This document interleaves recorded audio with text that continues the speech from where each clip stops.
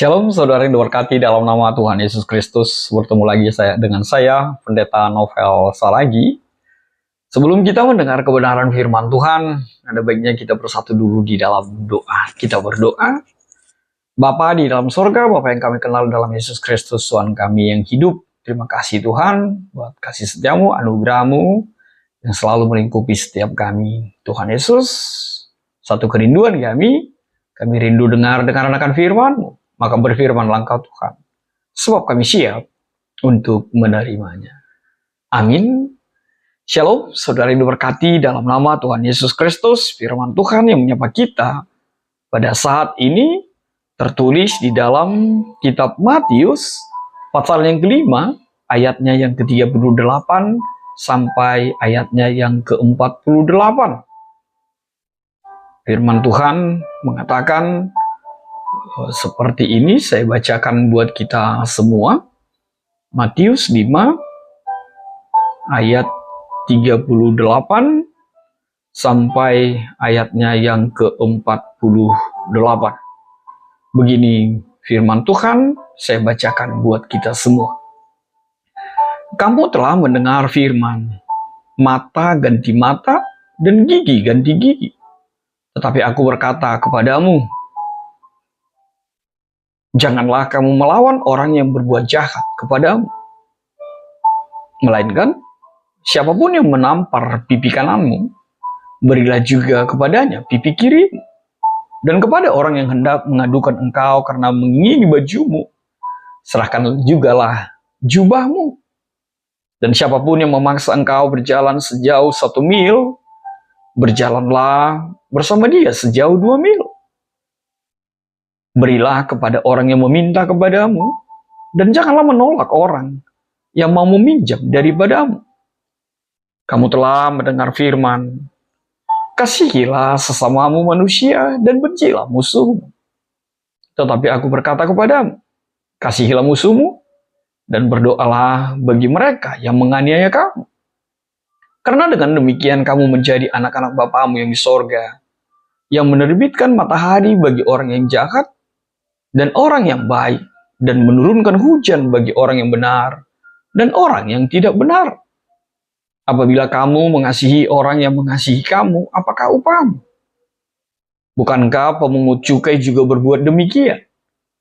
Dan apabila kamu hanya memberi salam kepada saudara-saudaramu saja, apakah lebihnya daripada perbuatan orang lain? Bukankah orang yang tidak mengenal Allah pun berbuat demikian? Karena itu, haruslah kamu sempurna, sama seperti Bapamu yang di sorga adalah sempurna. Demikian firman Tuhan. Saudara yang diberkati dalam nama Tuhan Yesus Kristus, apa yang terlintas dalam pikiranmu? Apa yang ada di dalam pikiranmu ketika mendengarkan firman Tuhan yang menyapa kita pada saat ini? Apa kita bilang? Omong kosong. Nggak betul itu. Atau itu hanya ada di dunia antah berantah gitu ya. Saudara yang diberkati dalam nama Tuhan Yesus Kristus, memang tema kita pada saat ini sangat-sangat mungkin bagi sebagian orang adalah sesuatu yang sesuatu yang tidak mungkin, atau sesuatu yang mau Nina bobokkan, atau sesuatu yang konyol barangkali ya. Sebab mungkin berpikir ini tidak mungkin dilakukan. Nggak ada orang seperti ini di muka bumi ini. Mungkin banyak hal yang berseliweran di dalam pikiran kita. Tapi sebelum lebih jauh, memang benar Matius 5 ini adalah bagian juga dari khotbah Tuhan Yesus, khotbah di bukit. Dan kita tahu ini adalah khotbah yang sangat-sangat terkenal dan tidak asing dalam kehidupan kita. Memang Matius sebagai penulis dari kitab ini memang bertujuan ketika menuliskan ini meyakinkan orang Yahudi bahwa Yesus adalah Mesias yang dijanjikan dalam perjanjian lama.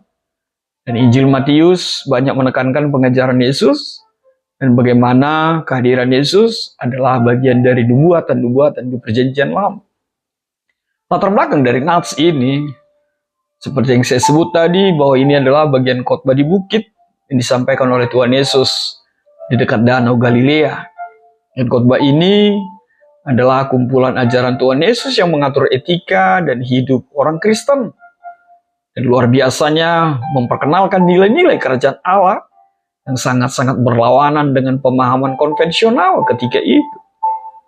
Dari konteks sejarah kita bisa melihat bahwa pada saat itu bangsa Yahudi hidup di bawah penjajahan Roma, di mana mereka memiliki sistem hukum yang ketat dengan hukum-hukum yang menuntut pembalasan, atau apa yang disebut dengan lex talionis, hukum pembalasan yang setimpal.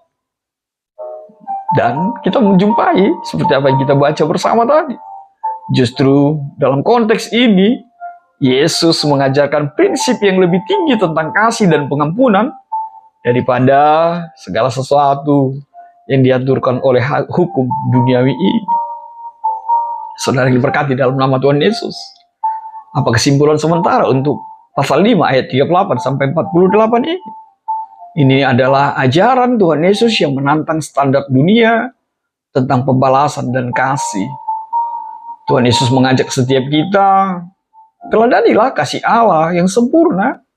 Dengan cara apa? Mengasihi musuh. Jangan membalaskan kejahatan dengan kejahatan. Dan jadilah saluran sumber kedamaian di tengah-tengah dunia ini. Ajaran ini bukan hanya relevan ketika di masa Tuhan Yesus, tapi juga pada saat ini, bagi kita saat ini.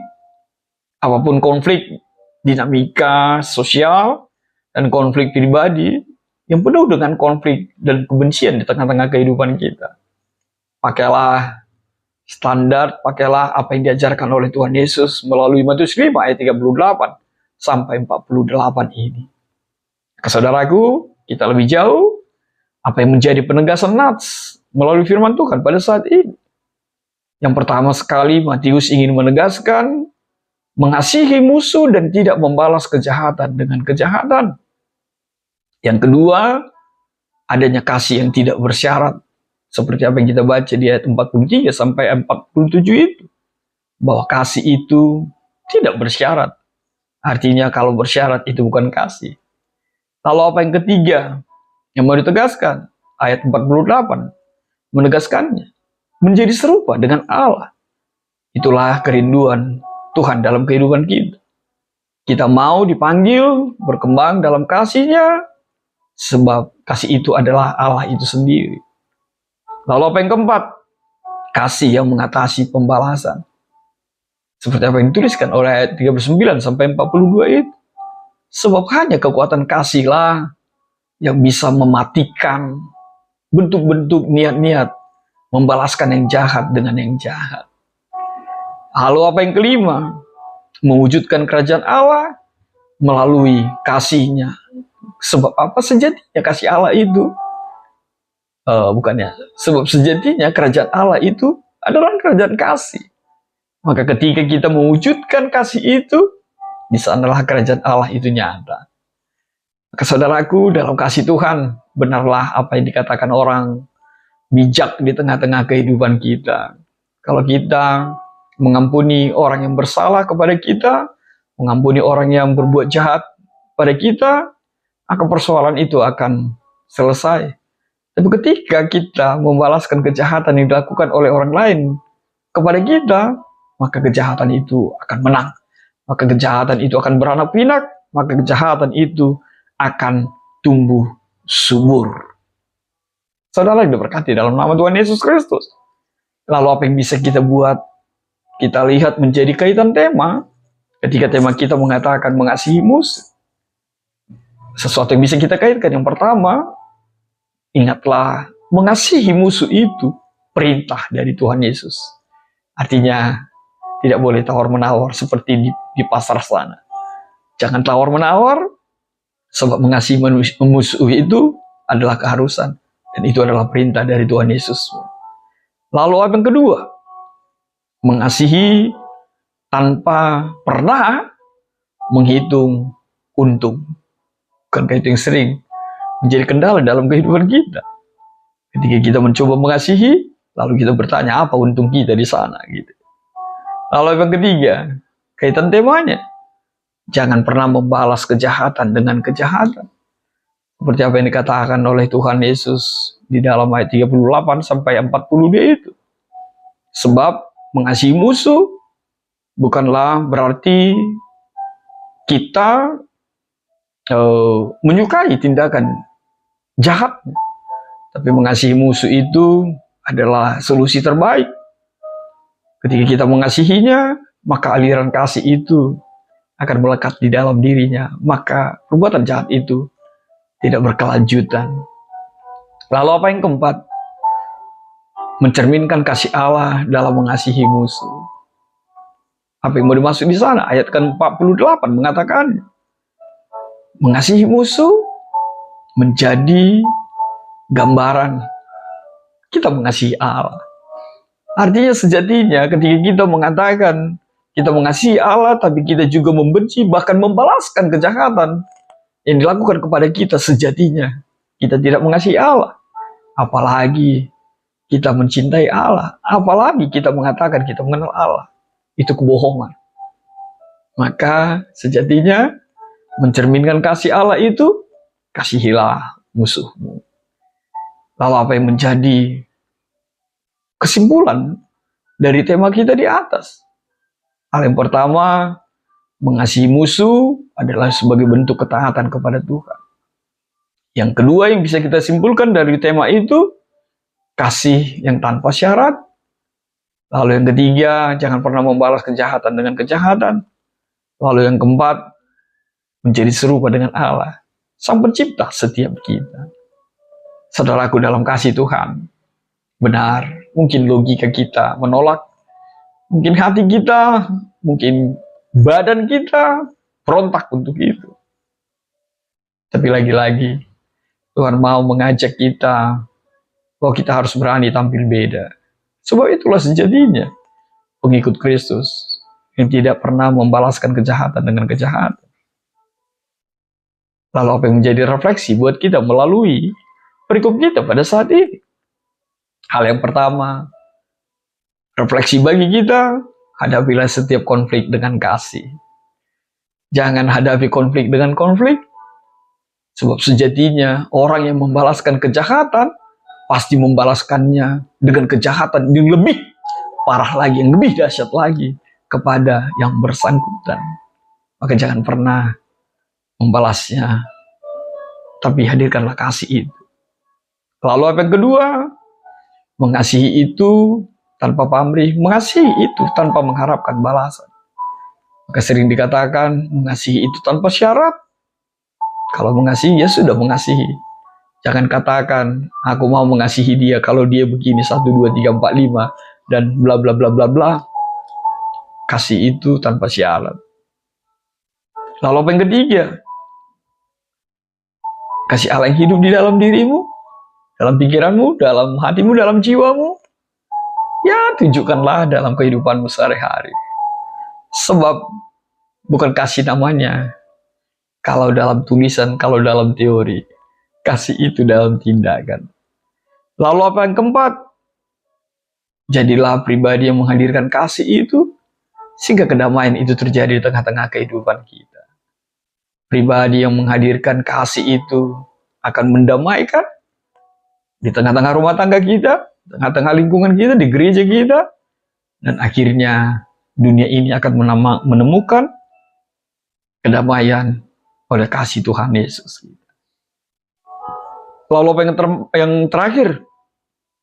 Pengampunan adalah kunci penyembuhan sejatinya. Saudaraku, mengasihi musuh itu berhubungan erat sekali dengan pengampunan.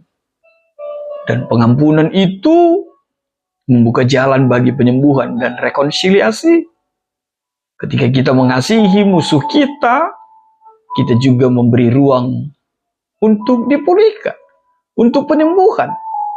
Bahkan di dalam diri kita sendiri, di dalam hati kita sendiri. Ingatlah, mengingatkan hati kita dalam kebencian, itu hanya akan menambah bebanmu, itu hanya akan menambah pergumulanmu, itu hanya akan menambah penderitaanmu. Maka sejatinya lepaskan dirimu dari kebencian itu. Dan jangan pernah mendendam, apalagi berpikir untuk membalaskan. Maka Tuhan akan memberkatimu dan melingkupimu dengan kasih. Bukankah sejatinya adalah kasih Allah itu mengampuni? Bukankah kalau mengingat semua kesalahan kita, siapapun kita ini tidak layak di hadapan Tuhan. Tapi oleh kasih-Nya, kita diampuni. Kita diberikan keselamatan yang hanya ada di dalam kasih Tuhan Yesus Kristus. Amin. Kita bersatu dalam doa. Terima kasih Tuhan buat kebenaran firman-Mu. Biarlah firman-Mu menjadi kuat setiap kali. Bahwa benar, kami harus hidup menjadi pribadi yang mengasihi musuh. Tidak pernah membalaskan kesalahan dengan kesalahan yang lain. Sehingga damai sukacita yang bersumber dari Tuhan Yesus saja melingkupi setiap kami. Dalam kasih-Mu Tuhan, kami berdoa dan mengucap syukur. Amin.